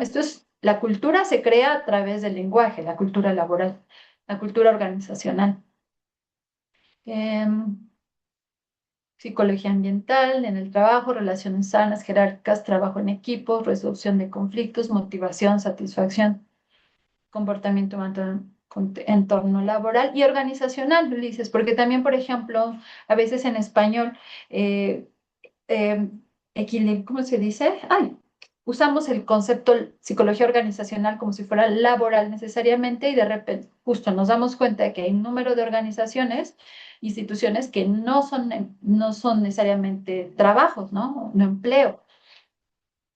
Cómo se relaciona una comunidad, por ejemplo, y regreso, por ejemplo, a la ponencia de la doctora Paulina Arenas en la mañana, comentaba acerca del Centro de Salud Mental Volcanes. Es súper interesante, si pueden lean un poco más al respecto. El Centro Volcanes es de la UNAM, pero se desarrolló gracias a la iniciativa de un grupo de personas que trabajaban ahí, estaban en torno en Tlalpan y querían servicios de salud mental. Y le estoy hablando desde hace más de 2 décadas. Y solicitaron a la UNAM abrirlo, pero fue iniciativa de las personas, ¿no? De los colonos. Gracias a los que están viendo ahí objetos de estudio de la psicología organizacional. Y vamos con la psicología social, ampliando todavía más el zoom, y que es, digamos, yo, desde mi perspectiva, el puente con otras disciplinas que ya hacen otro zoom de otro alcance, por ejemplo, la sociología, la antropología, eh, la, las ciencias políticas, la economía. ¿En qué términos? De que abordan, o sea, algún objeto de estudio no es solamente de una disciplina. Si alguien dijera, la depresión es de la psicología clínica, Pues no, ¿no? Porque puedes estudiar justo desde entrando por alguna de estas puertas y tejiendo el entramado interdisciplinar que requieres para comprenderlo como lo has definido, como lo has demarcado. Entonces, la psicología social, bueno, ahí tenemos un montón, que ese es mi mero mole, ¿no? Eh, de aparato crítico para explicar algunos de los fenómenos. Pues no lo he perdido, Sara. O sea, realmente que yo soy psicóloga social y yo trabajo muchísimo con psicólogos clínicos. Son, digamos, con los que más cercanos tengo, porque, digamos, el análisis social entiende, digamos, otros niveles, ¿no? Hay de repente disciplinas que sí se han cerrado más en su aparato crítico, pero los sociales, haciendo honor al nombre, estamos conviviendo con distintos disciplinas y niveles de análisis porque finalmente vivimos en sociedades, ¿no? Entonces les podría decir, hablamos y si me ayudan en el chat, cuáles son los objetos de estudio de la psicología social, desde prejuicios, conformidad social, cognición social. En esas clases, acuérdense de sus clases de sistema de creencias, cultura, institucionalización, justo que es una de mis temáticas, obediencia a la autoridad, súper interesante, Flavio. Esa me recordaste ahorita un libro de Teodoro Adorno que debes conocer, que se llama La personalidad autoritaria. Si no lo han leído, es impresionante. Lo desarrolla a partir de la figura que tenía, de la idea de por qué la gente había seguido a los líderes en la Segunda Guerra Mundial. El libro se llama La personalidad autoritaria de Teodoro Adorno. Moscovici es un clásico también, Zimbardo y el experimento, ¿no? Y aquí nos pudiéramos estar un ratote porque además me apasiona, pero sabemos que además cada uno de estos niveles de análisis tiene su aparato crítico. Me voy a concentrar en la psicología clínica y solo voy a presentar ahorita un ejemplo de aparato teórico en cuatro grandes y arbitrarias, probablemente, este, propuestas teóricas. Es decir, no solamente debo de decidir cuál es mi nivel de análisis y tejer, sino que en cada uno de estos niveles debo de lograr identificar qué teoría es con la que debo situarme. También se valen proyectos donde pueda analizar las aportaciones teóricas de uno o más, pero hay que tener muy claro. Voy a ponerles un ejemplo. Tuve un estudiante de licenciatura que decidió hacer una investigación, un proyecto de tesis de investigación básica, buscando todas las intervenciones eh, para conducta alimentaria, en concreto anorexia, que aportaba el psicoanálisis. Todas las intervenciones que aportara el enfoque comportamental o terapia cognitivo-conductual, todas las de humanismo y todas las de sistémico, todas en torno a la anorexia. Es decir, hacer un compendio de ver cuáles eran los aportes que tenían cada una de estos enfoques en torno a esta temática. Entonces, sí se vale elegir más de uno, pero es muy importante saber por qué lo estás eligiendo, ¿no? Y a quién experto tienes en el proyecto que trabaje eso. No puede ser todólogo, ¿no? Cuando uno hace esta elección, debe reconocer la unidad de análisis y determinar qué perspectiva teórico-epistemológica es la que va a enraizar tu trabajo.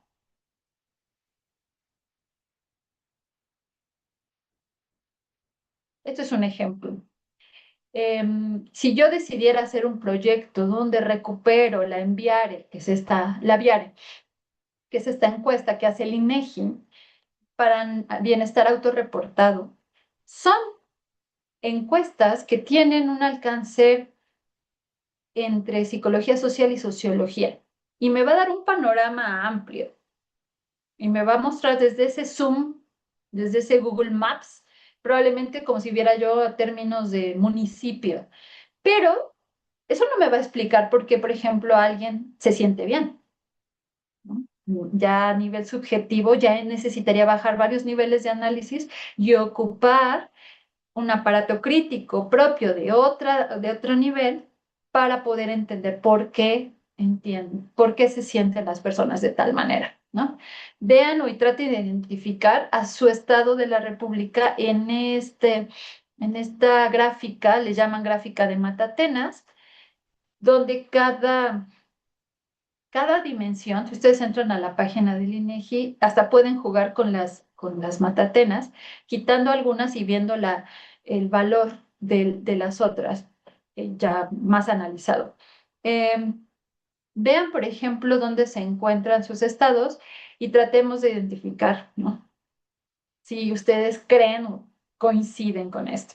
No me voy a redundar mucho en ello, pero por eso les pongo el QR para que identifiquen también el instrumento. Yo en mis clases, por ejemplo, les pido a mis estudiantes hacer un análisis del instrumento en sí.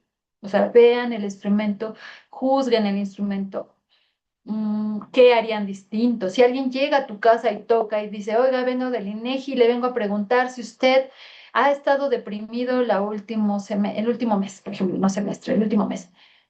Es un desconocido. Ustedes contestarían, realmente me he sentido súper mal, ¿no?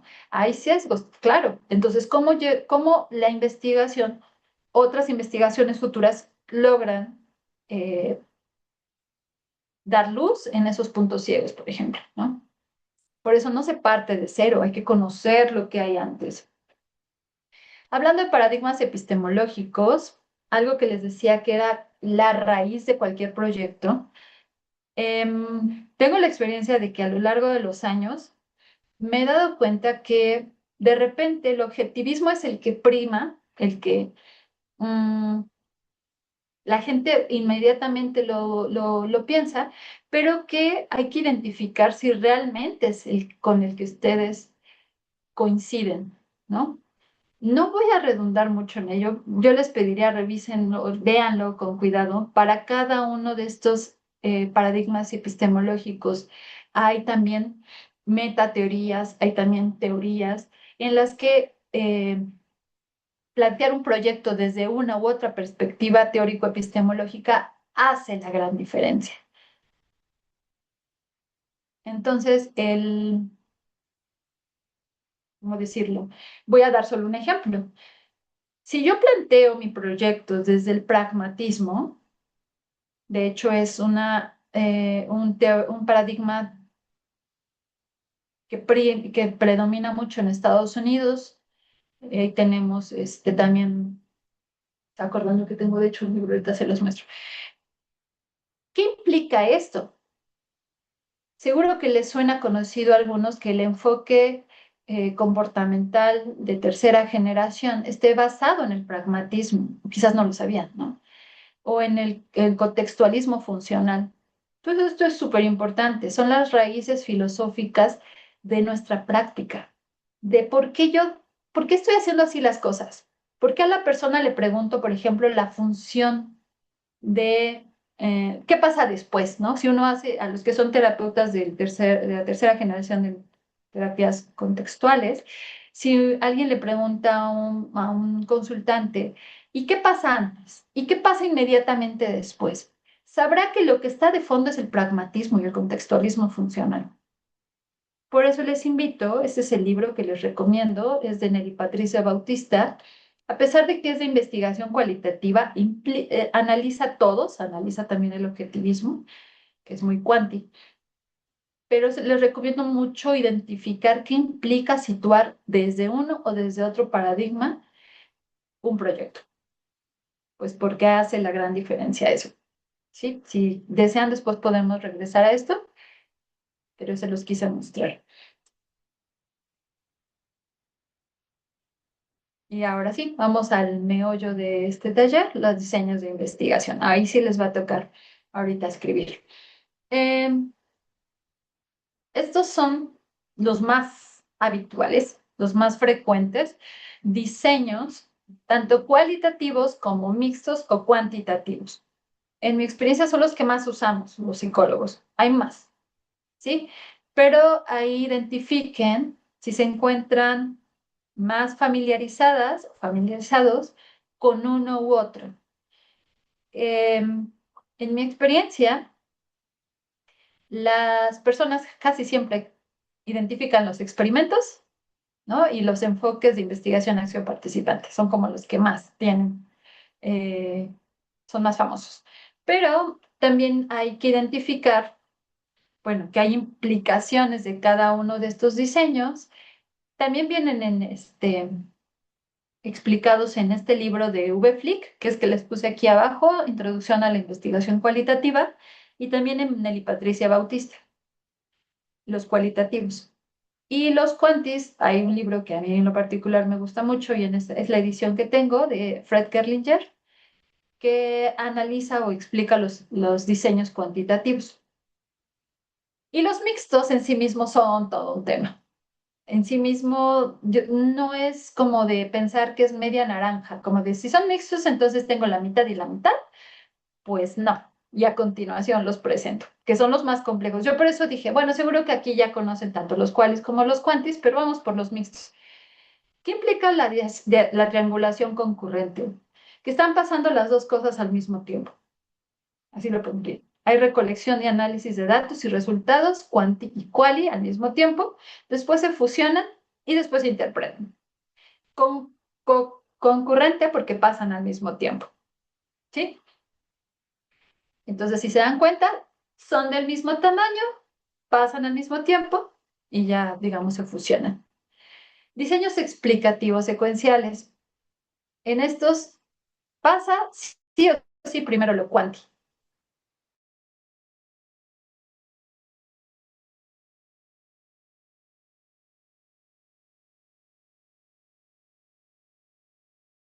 Ahí se recolectan localmente. Por ejemplo, puedo pasar una encuesta y con los datos de esa encuesta hacer un diseño, por ejemplo, etnográfico. Y entonces me voy a la comunidad o me voy al vecindario a recuperar información, pero yo ya tengo cierta información que me otorgó el cuestionario. O lo hago en una institución educativa, por ejemplo. Primero paso un cuestionario de necesidades de atención en salud mental y posteriormente hago entrevistas etnográficas.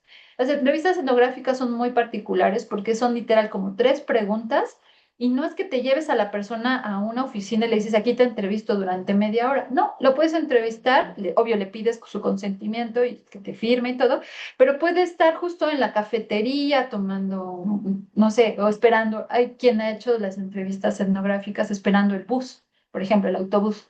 Eh, y entonces haces ese diseño etnográfico, la fase cualitativa, para comprender de una manera más profunda aquello que lo cuantitativo probablemente te dio información, pero que requieres otro tipo de explicación. Este es diseño explicativo secuencial, por eso lo de explicativo, porque te ayuda a explicar números, los números.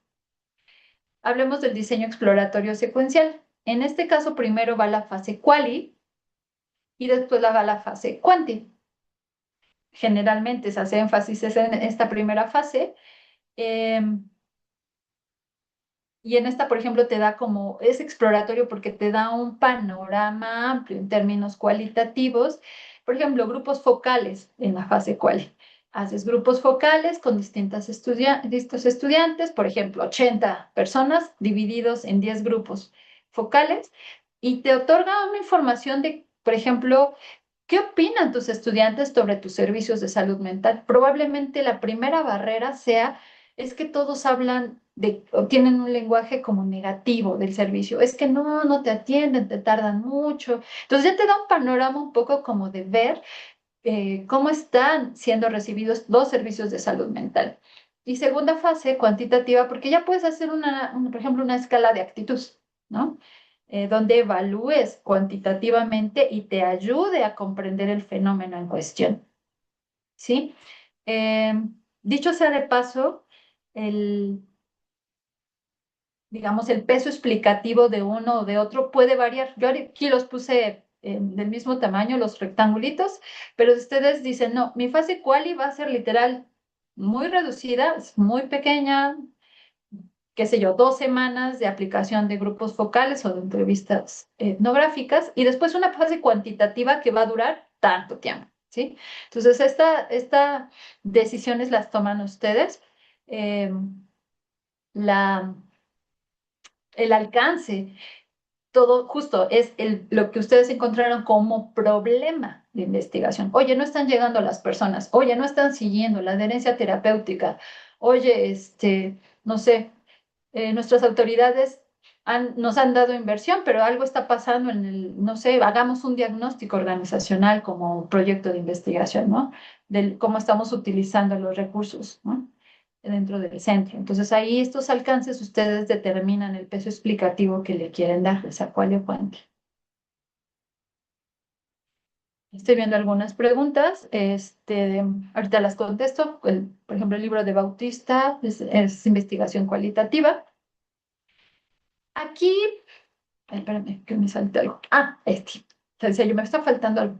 El diseño anidado es como las matrushkas. Han visto seguro estas muñecas rusas, donde hay una más pequeña y encima hay otra más grande, y así, así. Entonces, los diseños anidados implican que dentro de algo más amplio, lo que decía del peso explicativo, algo cuantitativo más amplio, hay algo cualitativo más reducido, ¿no? Entonces, solo quiero explicar, por ejemplo, la opinión que tienen de nuestros servicios, pero gran parte de lo cuantitativo, quiero hacer un análisis, justo una encuesta de aceptación o una escala de actitudes, o masivamente voy a hacer un tamizaje.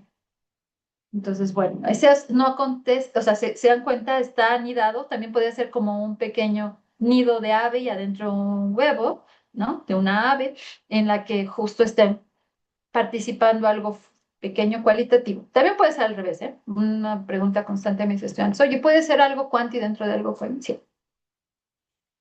Esta es una tabla que no vamos a ahorita desarrollar por completo, pero se las voy a presentar completa para que la tengan, de algo que todo mundo seguro conoce. Y esto es, ¿qué pasó con Baby Albert? ¿Todo el mundo ubica a Baby Albert? A Bebé Albert, en sus clases de la licenciatura.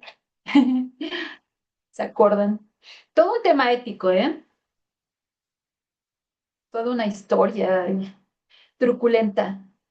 Resulta que después de hacer este condicionamiento, John Watson hicieron este famoso experimento de condicionamiento emocional de John Watson en 1920 en la Universidad de Johns Hopkins. Ha sido identificado como Douglas Merritt. Ese es el pequeño, hijo de Arvilla Merritt, una mujer que vivía y trabajaba en un hospital universitario en el momento del experimento, recibiendo $1 por la participación de su bebé. Esta información es una traducción, ay, no puse el QR, entonces se los comparto en el chat, de lo que aparece en la página de la APA, de lo que sucedió es como el interrogante era, ¿qué sucedió con el bebé Albert, no? Sobre todo por el cuestionamiento ético de si lo descondicionaron. Resulta que Watson y la estudiante de posgrado Rosaline Jane Rainer pusieron al bebé de 9 meses, al que apodaron Baby Albert B, le pusieron a una rata blanca y a otros objetos peludos con los que el bebé disfrutaba jugando. Posteriormente, mientras Albert jugaba con la rata blanca, Watson emitía un sonido fuerte detrás de la cabeza del bebé. Tras varias sesiones de condicionamiento, los investigadores reintrodujeron los animales y objetos peludos sin el ruido que le asustaba mediante el condicionamiento de los animales y objetos que antes eran fuente de alegría, o por lo menos eran neutros, se acordarán, se habían convertido en desencadenantes de miedo. El tema era justo bebé Albert nunca le quitaron el condicionamiento y querían saber qué había pasado. No vamos a ver el video ahorita, porque el tiempo apremia. Seguro que lo han visto, además es como medio terrorífico, o sea, se le acercan con unas máscaras, lo pueden encontrar en YouTube si alguien no ha visto. En nuestra época, se acordarán algunos de ustedes, que los que ya tenemos más añitos, pues no había manera de ver todos los recursos directamente, o sea, te platicaban o tenían alguna, ni siquiera eran diapositivas, antes eran las filminas o así, o las transparencias del tema del experimento. Ahora puedes ver el video directamente, o sea, es una maravilla de la tecnología actual que de repente nuestros estudiantes dicen, ¿cómo? Antes no lo veían. No, tenías una no, una transparencia de cómo crearon la fobia y déjenme, acetatos, gracias, esa era la palabra.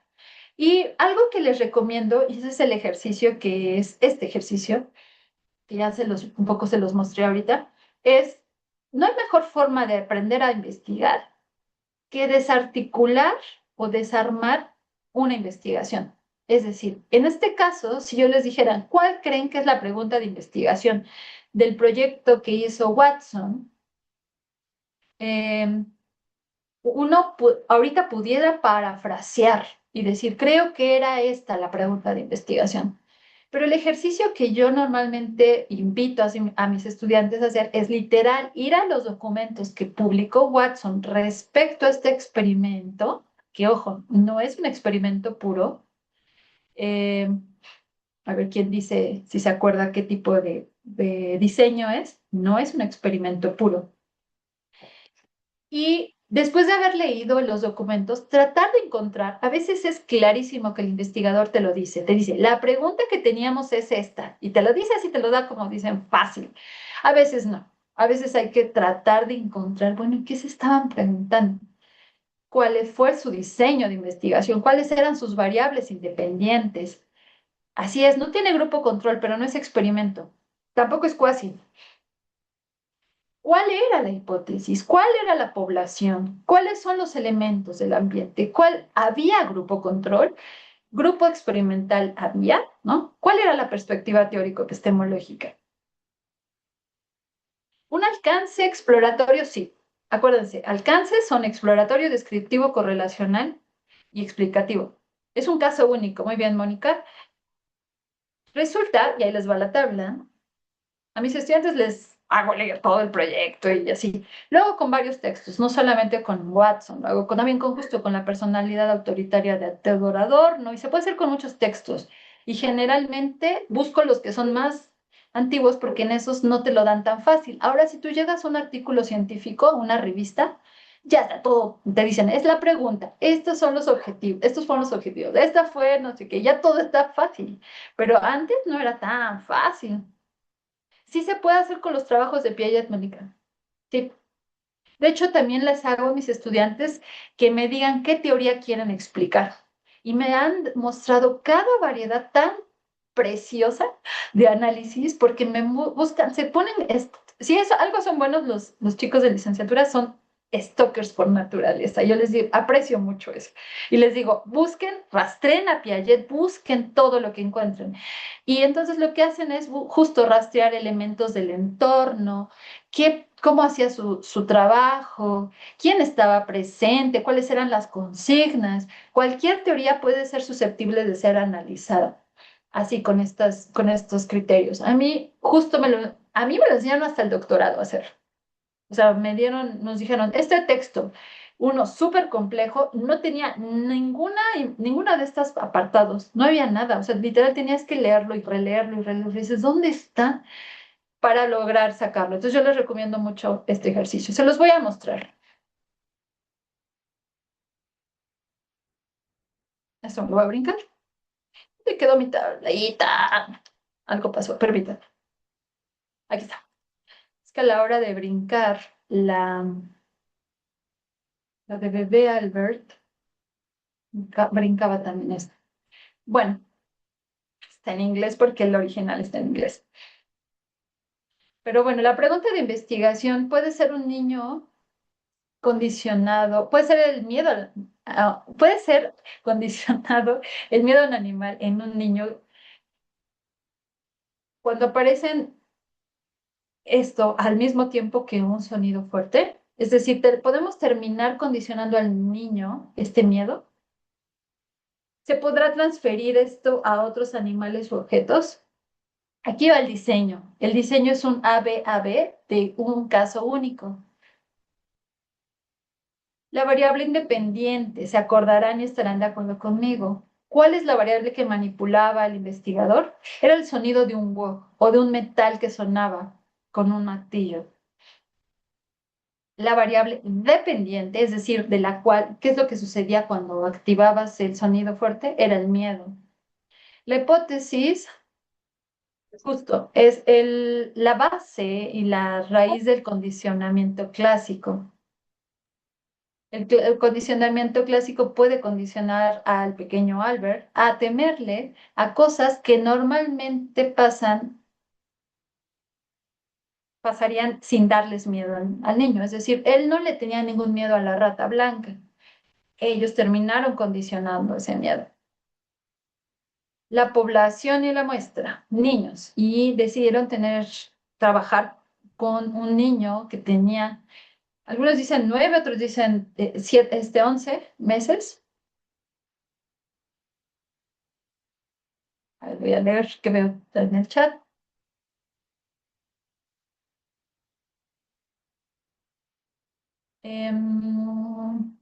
Elementos del ambiente. Hay cosas que no podemos saber, ¿no? Grupo control, no había ninguno. Grupo experimental, pues no, pues es un caso único. Y la perspectiva teórico-epistemológica es justo, la perspectiva epistemológica es el objetivismo y en la fenomenológica. Y algo importante decir justo es que cognitivo-comportamental es la teórica. Este ejercicio, ahora que se los di, así, puede llevarles a un estudiante muchas horas de estar desarticulando una teoría que no le dice directamente, esta era la hipótesis, porque ya te lo dan, ¿no? Les decían un artículo científico. Pero es un gran ejercicio. Yo lo he visto con estudiantes de licenciatura, yo trabajo generalmente con estudiantes de séptimo hacia adelante, pero acabo de ver, también puede utilizarse en estudiantes más pequeños, ¿no? Y acabo de ver gente que también está comentando ahorita en el chat que pudiese hacerse adaptaciones, y bienvenidos, me platican cómo les va. Porque creo que sí, es un ejercicio donde yo, por ejemplo, lo he hecho con más jóvenes, pero en términos de pregunta e hipótesis. Y sale muy bien, ¿no? Les decía, lo pido también después de haber hecho el de Bebé Albert, que lo hagan con la teoría que ellos y ellas quieran y traen de todo, desde psicoanálisis, gestalt, este, teorías del aprendizaje, la del muñeco bobo, se acordarán de esa teoría de Bandura, entonces se puede hacer. ¿Requieren definir poblaciones específicas? Bueno, ya vemos que en las preguntas de investigación tienen que definir cuál es la población a la que se dirigen. Y para ir finalizando, si me preguntaran en la respuesta corta de cómo hacer proyectos de investigación sobre salud mental y bienestar psicosocial en contextos educativos, yo respondería con ética, colaboración y responsabilidad. Son de las cosas más complejas. Ya lo dijeron ustedes, ¿por qué resulta tan complejo ser ético? ¿Por qué resulta tan complejo colaborar y ser responsable? No me queda más que agradecerles, mostrarles esta diapositiva que a mí en lo personal me parece sumamente interesante en términos de que hablar de ahora de universidades que se responsabilizan sobre temáticas de bienestar psicosocial y salud mental es hablar de universidades que promueven la salud, les naturalizan dinámicas sociales, cuestionan la cultura incluso. A veces justo cuando entro a la universidad, y no me dejarán mentir, es cuando hay las primeras disonancias cognitivas en términos conocientes, como que dice, ¿cómo? ¿No es normal esto? Como que choca su cultura de crianza con lo que nosotros les mostramos que es como pautas de, por ejemplo, manejo responsable, no sé, del tiempo o consumo de sustancias, ¿no? Como cuando llega un momento en el que ya están consumiendo demasiado alcohol. Eh, También estas universidades logran cuestionar las estructuras del lenguaje, los hábitos. Entonces, el desarrollo de una cultura real de promoción de la salud a nivel universitario exige voluntad política institucional, que se traduzca en la formulación de políticas y que garanticen sostenibilidad de los procesos. Gracias por su atención. Ahí está el correo.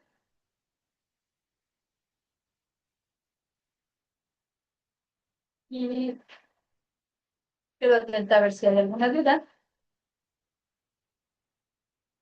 Voy a cerrar la presentación porque estoy un poco solo viendo la presentación. Gracias a quienes participaron porque co-crearon el taller. Doctora Maite, nos harán llegar, nos podría hacer llegar la información y lo que nos ha compartido en este taller del día de hoy. Sí, sí, sí. O sea, puedo mandarles la información. Las ya pues las podrán ver ahí en el video de YouTube. También podría, si a alguien le interesa, también voy a poner aquí mi correo en el chat. Algo como de, ¿cómo decirlo? Como de colaborar desde sus instituciones, si tienen algún proyecto, quieren alguna asesoría.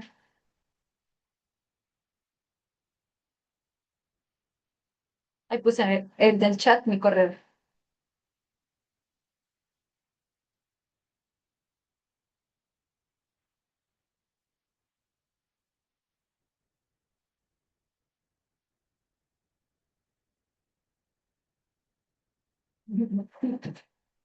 Gracias a ustedes.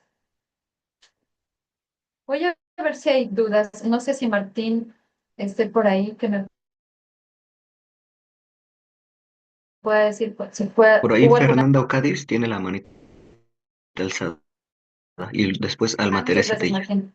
Escucho.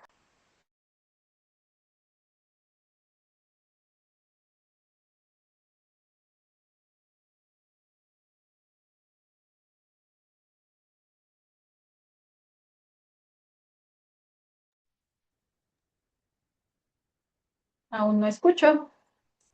Bueno, comienzo yo. Es que estaba esperando a la compañera. Adelante, Bueno, bienvenido. yo sigo con una duda, doctora Maite. Te Bueno, escucho. yo veo que cuando estás en una universidad, generalmente es más fácil y muchas investigaciones se realiza con estudiantes universitarios, pero cuando queremos hacer investigación en un escenario educativo como secundarias o bachilleratos, me gustaría saber en su experiencia cuál es la mejor forma de acceder a la población, eh, porque como son menores de edad, ¿cómo podemos tener mayor facilidad? O sea, ¿cuál sería el camino, no? Si primero vía el director o los padres de familia. O sea, me gustaría saber en su experiencia qué es lo que mejor funciona para tener una muestra representativa si queremos hacer una investigación en estas poblaciones. Wow, qué pregunta. Em, Depende de la institución. Creo que ahí el primer camino es conocer de fondo o a fondo la institución. Es decir, que lo que les decía hace rato, conocer no solo la ley general de salud, conocer las normativas, conocer los planes institucionales. Todas las universidades tienen planes, proyectos a 5 años, a cierta temporalidad.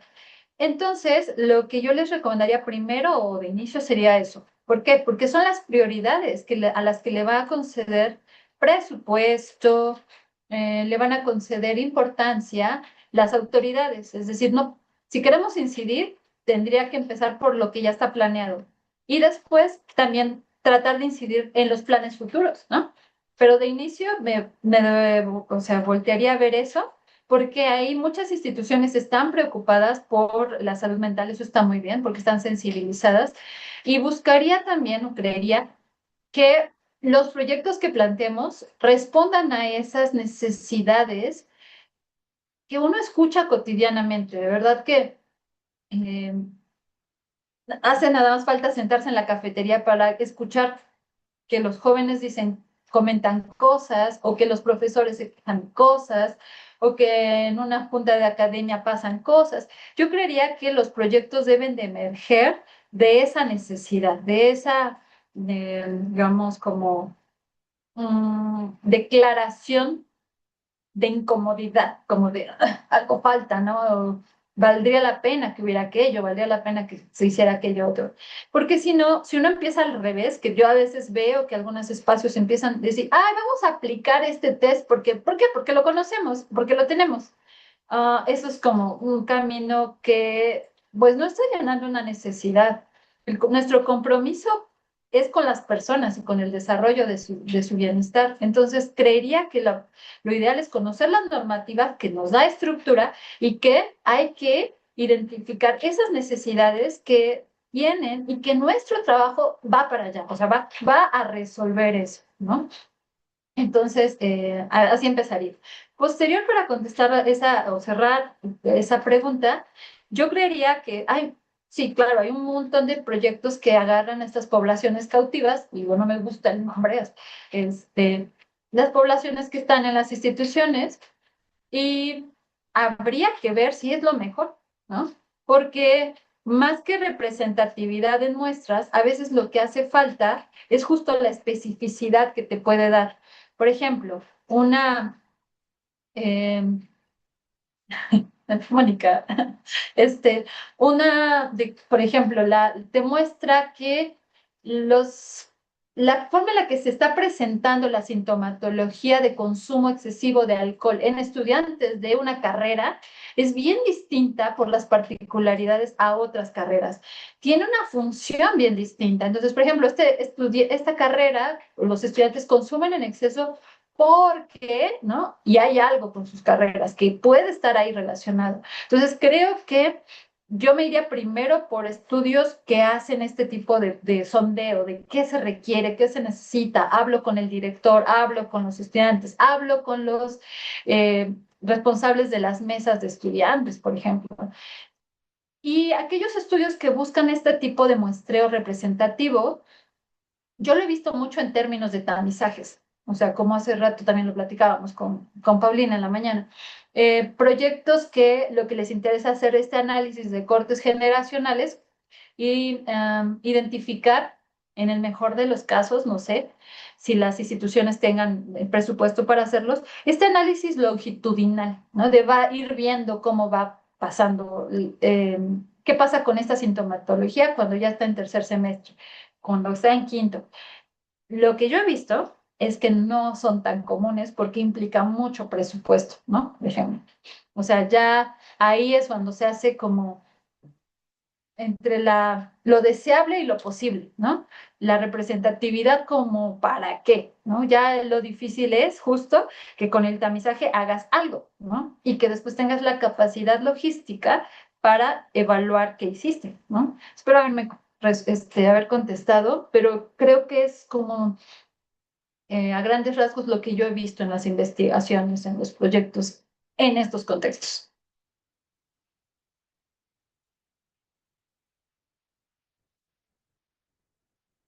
Le agradezco la pregunta, me permite explicar algunas cosas.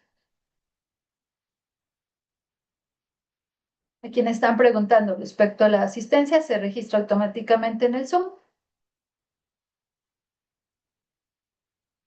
¿Alguien tiene alguna otra pregunta o no sé si hay alguna pregunta en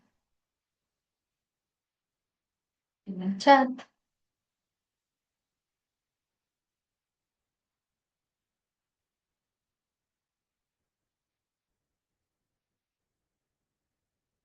Creo que ya no hay preguntas y en el chat no veo preguntas. Ya me dice alguien si me salta alguna pregunta. Al contrario, gracias a ustedes por también compartir sus experiencias. Les decía que en esta encuesta que aplicamos en el registro nos damos cuenta todos los espacios de los que provienen, ¿no? Tan distintos. Compartir todo. Ah, sí, claro, Flavio, puedo compartir lo que les doy a leer a mis estudiantes. Te decía, uno de los textos que más les doy justo es lo que publicó Watson. También me gusta mucho hacer que lean a Albert Ellis para que identifiquen, no, bueno, si le explico, para que identifiquen que de fondo todo texto tiene una pregunta de investigación, tiene un objetivo. Yo les agradezco un montón haber estado en este taller y hacer lo posible. Les recuerdo que mañana continúan nuestras actividades en la escuela de verano. Y vaya, un abrazo y hasta siempre, colegas. Seguimos en contacto. Muchas gracias, doctora.